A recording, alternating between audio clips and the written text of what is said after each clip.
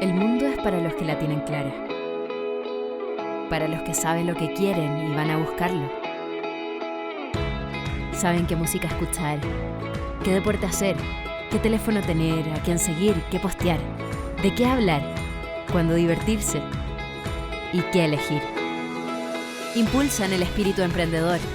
Son los que se informan de todo antes de tomar una decisión. ¿Cuál es la carrera que los apasiona? ¿En qué trabajar? ¿Dónde viajar? Quieren sobresalir. Son líderes naturales. Impulsan, aprenden, emprenden, apoyan y enseñan. Necesitan una universidad que piense igual que ellos, donde todos puedan proyectarse más allá del aula, perfeccionarse, globalizarse, validarse, porque los que la tienen clara no quieren esperar y no se conforman con ser uno más. La importancia de tener las cosas claras. Universidad Mayor, para espíritus emprendedores.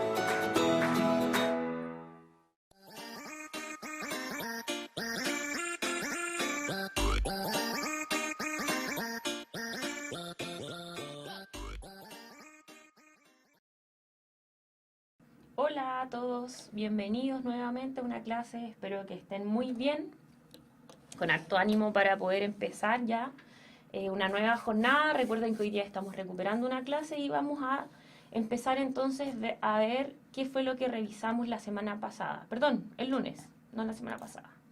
Entonces, lo que vimos el lunes fue principalmente el crecimiento sostenido de la población, y que este crecimiento sostenido es de manera desigual en torno a los países desarrollados, en torno a los países subdesarrollados o en vías al desarrollo. Hablamos un poco de la globalización y de la diversidad cultural que existe en el mundo, debido también a las migraciones y al envejecimiento de la población, la tendencia entonces mundial al envejecimiento. Acá yo les puse entonces los gráficos, recordemos, este es un gráfico de un país en vías del desarrollo, subdesarrollado, este en vías del desarrollo, y el que está al medio es un país desarrollado donde la población tiende a envejecer. Y otra de las características importantes es el aumento de la población urbana, el proceso de urbanización que vimos hace 2 clases atrás. Y hoy entonces vamos a ver en la clase número 23 el mundo globalizado, con sus logros y falencias. Vamos a analizar entonces qué conlleva el proceso de globalización en torno a la economía, en torno a la sociedad, etc. Y los objetivos son: el primero es caracterizar la creciente internacionalización de la economía. 2. Descripción del contraste entre el elevado desarrollo de algunas naciones y regiones y la pobreza y abandono de otras. Valoración del aporte de los organismos internacionales en regiones que padecen conflictos bélicos, hambrunas y epidemias. 3. Caracterización de la sociedad de la información. 4. Evaluación del impacto de las nuevas tecnologías de la información y las comunicaciones en las relaciones sociales, políticas y económicas. 5. Identificación del impacto de la interconectividad global en la transmisión de patrones culturales a escala mundial que hacen más próximo lo lejano, y reconocimiento de la tensión entre homogeneización cultural e identidades culturales locales y la valoración del multiculturalismo. 6. Análisis de los efectos de la globalización en el desarrollo y en el respeto y valoración de los derechos humanos. Como ven, tenemos hartos objetivos que cumplir, así que vamos a ir avanzando en torno a la globalización. El primero, entonces, lo primero que tenemos que nombrar es que hoy día la sociedad en la que vivimos es una sociedad completamente globalizada y tecnologizada. ¿Esto qué conlleva? Conlleva un intercambio simultáneo e importante entre diferentes regiones del mundo, ¿ya? En la figura que se muestra ahí es una caricatura, pero ¿qué tiene que ver? ¿Qué relación tiene con lo que estamos hablando? La relación tiene que ver con que todos los bienes, servicios y materias primas que se explotan en ciertos países van a ir relacionándose con diferentes zonas. Por ejemplo, antes era muy difícil, hace unos años, 10 años atrás, por ejemplo, no habían restaurantes de sushi. Hoy día hay una importación de productos de sushi y hay un renacer entonces de intercambios comerciales y culturales entre la zona asiática y lo que es América Latina, por ejemplo. Y hablamos de una revolución tecnológica, ya no solo la tecnología en torno a procesos de máquina, a la medicina, sino que la tecnología en tanto cotidiana, ¿no es cierto?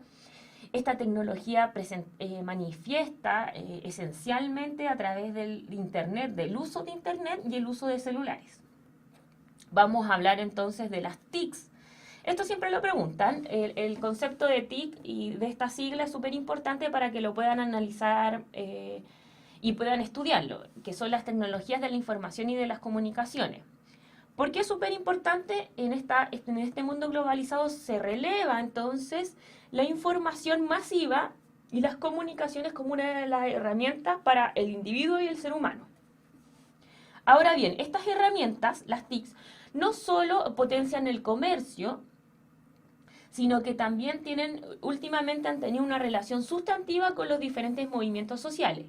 Por ejemplo, el movimiento de la primavera, del resurgir de la primavera árabe, que ocurrió un movimiento en el 2010, 2011, si no me equivoco, tiene gran impacto mundial a través de las diferentes redes sociales, Twitter, Facebook, páginas de internet, principalmente Twitter, ¿no es cierto? De hecho, nosotros hoy día, cuando analizamos los políticos, incluso hoy día que están las campañas municipales y de concejales, el uso de los medios de comunicación, de los Facebook, los Twitter, los blogs, etcétera, parece ser fundamental, incluso mucho más importante que los medios de comunicación tradicionales, que son el diario, el periódico, ¿ya? Ahora bien, todo este proceso revolucionario, tecnológico y de intercambio simultáneo y de rapidez inmediata tiene que ver también que ha traído como consecuencia entonces la estandarización y la uniformidad de diferentes conceptos. El primero de todos tiene que ver con el comercio, ¿no es cierto? Una estandarización del comercio, de las pautas, los dólares, pero también, por ejemplo, del idioma. Hoy día, gran parte de las páginas, de los software que nosotros ocupamos, tienen que ver entonces con el idioma del inglés. Es más, las reuniones que se realizan, muchas reuniones de trabajo, se realizan por medio de videoconferencia. Y estas videoconferencias ya no se realizan en idioma español o portugués, aunque haya mayores personas que hablan español, sino que se realizan en inglés, para que todos se puedan comprender entonces. Ahora, yo lo que les muestro acá en este mapa, que es posible que les coloquen en la PSU como análisis, son diferentes gráficos que muestran entonces estos alzas en torno a la tecnología. El primero de ellos tiene que ver con el uso masivo de celulares, ¿ya? Y cómo ha ido aumentando. Fíjense que en el 2000 teníamos casi 1 millón, mientras que en el 2010, miren cómo ha ido avanzando, es casi es piramidal el crecimiento. Y acá las luces rojas están mostrando entonces los niveles de conectividad a internet. Y fíjense, cuando nosotros analizamos el mapa de la clase pasada, era un mapa que mostraba también, por ejemplo, la urbanización y cómo estas zonas de acá están mucho más urbanizadas. Que se relaciona entonces la urbanización también con los procesos de tecnologización, de globalización, de conectividad inmediata. Ahora, toda esta globalización tiene distintas repercusiones. Una de esas repercusiones en el ámbito económico. Podemos analizar entonces que hay un mercado global importante, ¿no es cierto? Hoy día nosotros ya no nos relacionamos solo con países de América Latina o con grandes potencias, sino que hay una red comercial con casi todo el mundo. Y para eso es trascendental comprender los tratados de libre comercio, los TLC. Esto yo creo que sí o sí los preguntan en la PSU. Los tratados de libre comercio generalmente entran en los ensayos oficiales y muchas veces son preguntas importantes y esenciales de la comprensión y de la cotidianidad, ¿ya? Por eso yo insisto en todas mis clases que les digo, ojalá lean lean los diarios, ya que aparecen siempre preguntas que podemos analizar en la PSU. Entonces, ¿en qué consisten los tratados de libre comercio? Consiste en diferentes acuerdos que se realizan o con grupos económicos, con países, con zonas económicas o con diferentes países. ¿Cuáles son los objetivos? La disminución o eliminación de los impuestos. ¿Para qué? Para potenciar las exportaciones y las importaciones. Potencia entonces de esta manera las exportaciones de materias primas en nuestro caso, como es la industria salmonera, la industria del vino, la industria forestal. Entonces va a producir una mayor competencia mundial, ya que a través de la baja o de la eliminación de los impuestos voy a poder, va a existir la competencia a nivel ya no solo en torno a las zonas como Latinoamérica, Asia, Europa, sino que a nivel mundial. Pero no solo se amplía la competencia, sino que también se amplían los nuevos mercados. ¿Ya? Hoy día las maderas no solo se exportan, insisto, a Estados Unidos, a Europa. La madera chilena también está en Asia, en China, en India, etc. Por lo tanto, también hay una relativa relación entonces con el aumento de los nuevos mercados y aumento de la demanda, lo que puede potenciar las exportaciones en nuestro país. Ahora, nosotros vamos a tener 4 grandes mundos. Los 3 primeros, que es Europa, Estados Unidos y Japón, van a ser mundos industrializados y zonas entonces donde se van a producir las industrializaciones. Recordemos que hasta el día de hoy podemos hablar de centro, del concepto de centro y periferia, ¿ya? No entendiendo que el centro va a ser el centro del mundo, sino que estas 3 grandes zonas que ustedes ven acá, van a constituir el centro, porque son países donde existe mayor maquinaria, mayor industrialización. Entonces, si bien hace unos 20 años, 30 años, teníamos 3 grandes mundos y zonas industriales como Estados Unidos, Europa y Japón, este último tiempo, estas últimas décadas, se ha unido toda esta zona que es el sudeste asiático, principalmente China e India, ¿ya? Entonces hablamos de este crecimiento económico globalizado en torno a la economía, pero este crecimiento es un crecimiento mundial, pero que se encuentra muy concentrado, como hablamos entonces la clase pasada en torno a las desigualdades económicas, ¿no es cierto? Esto también se va a producir en torno a los crecimientos económicos, la industrialización, los intercambios comerciales, etcétera. Porque ya que son ellos, estos grupos, estos 4 grandes grupos, los que van a exportar la tecnología, la maquinaria y los productos ya industrializados. Entonces, este concepto, no sé si ya lo han escuchado, que tiene que ver con exploto, por ejemplo, el atún,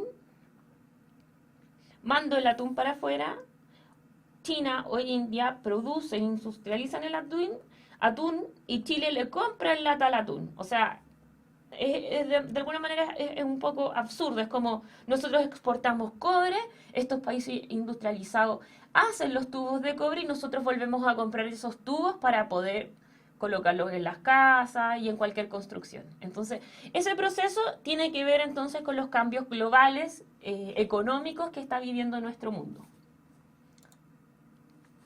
Ahora, dentro de este contexto, hay diferentes tratados y bloques económicos. Hablamos de los TLC, que son los tratados de libre comercio. Y hay algunos que son de suma importancia y que yo les recuerdo y les recomendaría que se los aprendieran de memoria incluso, que tienen que ver, 2 grandes, que tienen que ver con la NAFTA y la APEC, ¿ya? La NAFTA es el Tratado de Libre Comercio de América del Norte y la APEC es el Foro de Cooperación Económica de Asia-Pacífico. Y acá está la foto de la moneda en el año 2004, cuando se realizó una junta de la APEC con los diferentes países. Tenemos también otros importantes, pero que son regionales, que tienen que ver con el Mercosur, el Mercado Común del Sur, el Mercado Común Centroamericano y la CARICOM, que es la Comunidad del Caribe.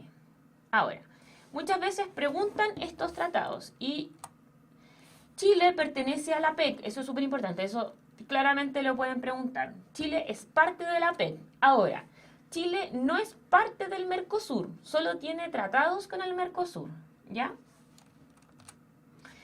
Entonces, dentro de este mundo completamente globalizado, vamos a hablar de que hay una fuerte inversión extranjera en los países subdesarrollados o en vías del desarrollo, ¿no es cierto? Insisto, nosotros podemos analizar la cotidianidad, analizar la realidad chilena para poder relacionarnos de mejor manera con esta materia. Hay una externalización de los servicios, también es una conducta cada vez más amplia que tiene que ver con qué vamos a denominar por externalización de los servicios. Por ejemplo, cuando uno va al mall y ve que hay distintas personas que tienen uniforme realizando el aseo. ¿Qué es lo que ocurre ahí? La empresa, la gran empresa del mall, contrata a otra empresa para que ellos contraten a personas que realizan entonces el aseo, ¿ya? Son empresas y eso es súper común hoy en día, chiquillos. Hay empresas que contratan para otras empresas. ¿Y por qué se realiza eso? Se realiza eso por ahorro económico, ahorro de tiempo, etcétera, ¿ya? Entonces, eso vamos a entender por externalización de los servicios. Ahora, otra de las características fundamentales es que los mercados van a ser mercados financieros, ¿ya? Vamos a hablar de esta nube, de esta idea del dinero en torno a la inversión en la bolsa. El flujo que va, sube, baja, ¿no es cierto? Que nosotros quizás lo tenemos como un poco en la mente, como las películas La Bolsa de Nueva York.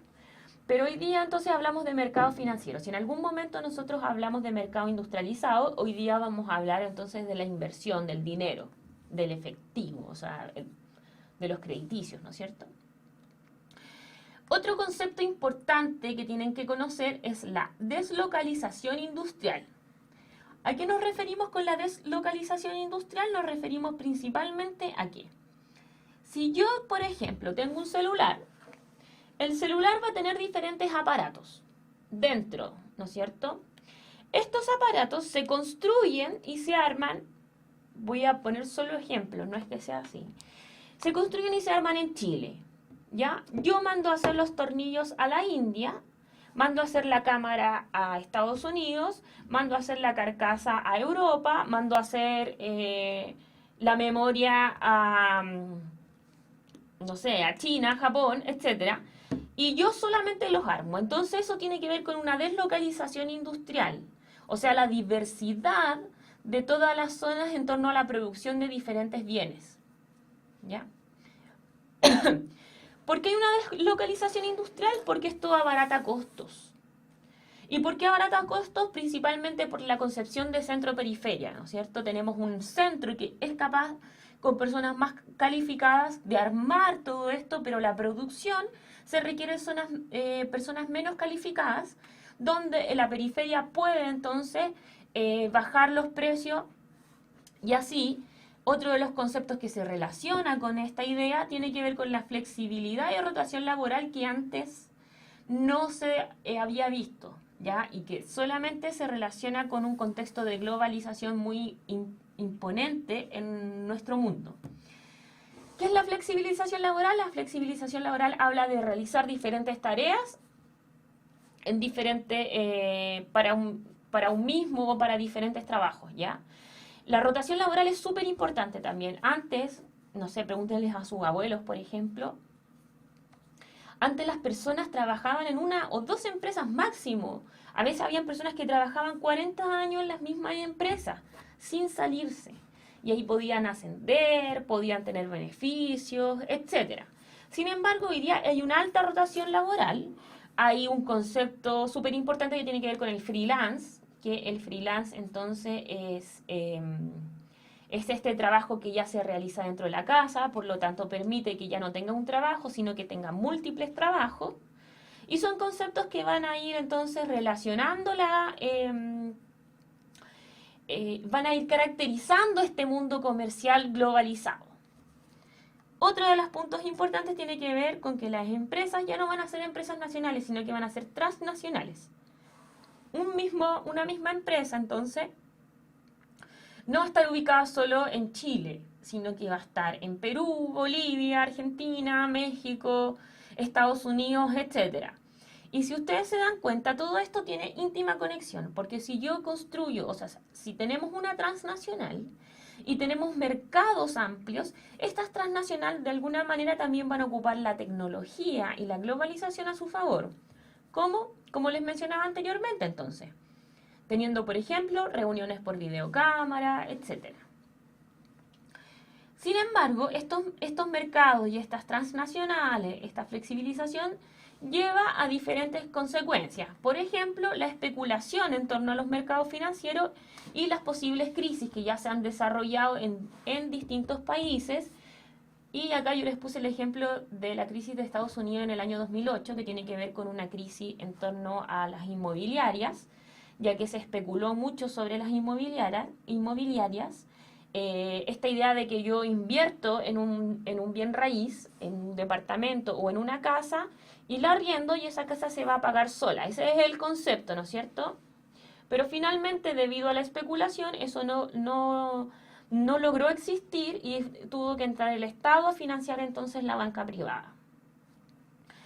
Hoy día, si bien hablamos de un mundo globalizado donde las fronteras Estado-nación están rompiéndose cada vez más debido a la baja de aranceles, el mundo culturizado a nivel mundial, etc., yo diría que los últimos 10 años, solo 10 años, ya es una materia un poquito más nueva, no creo que pueda entrar en la PSU, pero se han ido forjando experiencias en torno a las nuevas líneas de separación. Por ejemplo, una de esas, de la construcción de Estados-naciones, volver a los Estados-naciones, es la salida de Inglaterra de la Unión Europea. La salida de Inglaterra de la Unión Europea, entonces, muestra y es parte de esta crisis del mismo proceso de globalización. No sé si quedó claro lo que mencioné.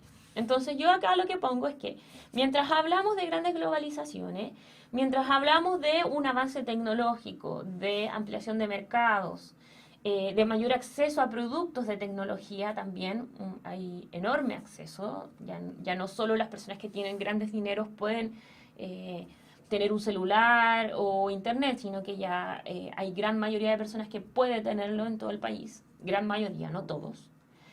Pero también hay una gran desigualdad en el mundo en torno a estos procesos evolutivos de globalización. Por ejemplo, la gran pobreza y hambruna y distintas enfermedades que se viven tanto en Asia como en África y en América Central principalmente. Por ejemplo, hace algunas semanas vimos el conflicto medioambiental, el desastre ambiental que vivía Haití en un país donde hay una hambruna y es un país subdesarrollado importante donde hay organismos internacionales que han intervenido en ese país, como por ejemplo la ONU. Incluso el ejército chileno intervino también y apoyó la misión haitiana, ¿ya? Un gran nivel entonces de desigualdad a nivel global, y no solo global, sino que también a nivel local. ¿A qué me refiero? Por ejemplo, Chile es uno de los países más desiguales del mundo. Estamos en el nivel 18. Por eso cuando nosotros analizamos el ingreso per cápita no nos habla mucho de qué tan desarrollado o qué tan igualitario es el país, porque estamos comparando entonces los mayores ingresos de la población con los que reciben menos y llegamos a una mitad. Sin embargo, ¿cuántos existen los que ingresan menos y cuántos los que tienen menos? Por eso vamos a hablar entonces de una desigualdad a nivel global y local. Ahora, hay dos conceptos súper importantes con los cuales nos vamos a relacionar. Ya no hablamos solo, por ejemplo, de desnutrición como consecuencia de la desigualdad social en un mundo globalizado, sino que también dentro de este concepto de mundo globalizado, mercantil, de inmediato, donde todo funciona con una rapidez absoluta, donde la información es inmediata, vamos a hablar de la sobrenutrición, donde es un problema ya no solo de las personas que pueden acceder a más comida, sino que también relacionado de alguna manera con un nivel de pobreza. Tenemos que esta desigualdad se manifiesta de manera económica, cultural, digital, tecnológica y educacional también. Y de alguna manera, este concepto que yo les había mencionado anteriormente de centro y periferia, muestra también que en la periferia para abaratar costos, entonces existe una desprotección de los trabajadores que no son calificados y hay un cierto nivel de explotación en niños y mujeres principalmente. Por ejemplo, en la India hay muchos documentales que muestran las fábricas o cómo se han realizado estos distintos, los jeans que nosotros compramos, las poleras que nosotros los compramos a muy barato costo, o sea, un costo muy bajísimo, cómo existe entonces esta relación entre la desigualdad y la explotación de los niños y las mujeres principalmente.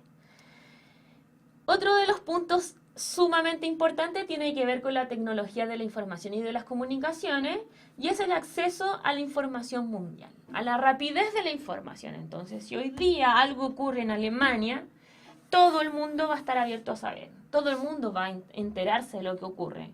Cuando ocurrieron ciertos desastres naturales, por ejemplo, la información es tan rápida que inmediatamente circula en las redes de comunicación masiva. ¿Ya? Eso favorece cierta información, ¿no es cierto? Favorece que nosotros tengamos acceso, por ejemplo, a estudiar a través de Internet como lo que estamos haciendo nosotros ahora, poder ver imágenes, googlear, por ejemplo, encontrar mapas rápidamente para ubicarnos, pero también hay una dificultad importante en los procesos de selección de información. No toda la información que está en la web es una información certera, real e importante. Por lo tanto, hay una dificultad en torno a la mayor cantidad de información que existe. Estas TICs, que son las tecnologías de la información y la comunicación, nos sirven para distintos aspectos de nuestra vida cotidiana. Ya no solo entonces las TIC van a tener que ver con las maquinarias, con las tecnologías importantes, sino que también con la educación, con la salud, con los diferentes trámites que se hacen online, etc. Y un ejemplo claro de cómo hoy día las TIC tienen que ver con la educación es lo que nosotros hacemos hoy día, las clases streaming. Hace 20 años atrás era imposible o prácticamente escaso que ocurriera eso y hoy día casi todos ya tenemos acceso a la utilización y a la vista de clases streaming. Igual que, por ejemplo, hay magíster o diplomados o incluso carreras que ya no se requiere ir a la universidad, sino que solo inscribirse en ciertos portales para poder acceder a ellos. Pero a su vez, hay una desigualdad también en el acceso, y esto principalmente dado por lo que les mencionaba anteriormente, que tiene que ver con la desigualdad en torno al centro y a la periferia. Entonces, esta identidad, que es una identidad globalizada, ¿no es cierto?, que hablamos de los términos económicos, hablamos de las TICs, hablamos de los tratados, va a tener repercusiones en el ámbito cultural y social. Vamos a hablar que en el ámbito cultural y social, entonces, se va a existir una fuerte occidentalización de la vestimenta, del idioma, de la forma de entender la vida, etc. Y esta occidentalización tiene que ver entonces con la masificación de modas y culturas y la pérdida de identidades culturales locales. Aquí me faltó colocar que decían locales. Por ejemplo, los idiomas de nuestros pueblos originarios. El mapudungún, el aymara, el rapanui, tiene que ver entonces con una identidad uniformada, pero globalizada. Y acá yo les puse esta imagen, entonces, de Halloween. Nuevamente les menciono, Halloween es una fiesta que en Chile se celebra, pero que hace 10 años atrás era impensado. O sea, Halloween pertenecía y pertenece hoy día a la cultura estadounidense. Sin embargo, hoy día a través de los procesos de globalización, de masificación de modas y culturas y también por el incremento del consumo, nosotros somos capaces o lo vemos mucho más normal el celebrar Halloween. Entonces, la identidad tiene que ver con una identidad globalizada, pero a su vez con la pérdida de identidades locales. Ahora, esta globalización, yo hablé mucho de desigualdad en torno a la globalización y también hablé de intervenciones de unos países con otros. Por ejemplo, la intervención de la ONU en Haití. ¿Ya? ¿Por qué hablamos de globalización y derechos humanos? Porque vamos a lograr entender que hay un estándar social que tenemos que analizar en diferentes países. Entonces, este estándar tiene que ver con proteger, con la intención, con el deseo de proteger los derechos humanos en colaboración internacional con distintos organismos. De esta manera, se establecen ciertas pautas básicas para lograr los derechos humanos. Y hay una obligación de respetarlos, y por eso existe una justicia penal internacional, porque se logran ciertos acuerdos internacionales que van a generar un parámetro de que va estableciendo lo mínimo y lo máximo en torno a los trabajos y los derechos sociales, políticos, económicos, etc.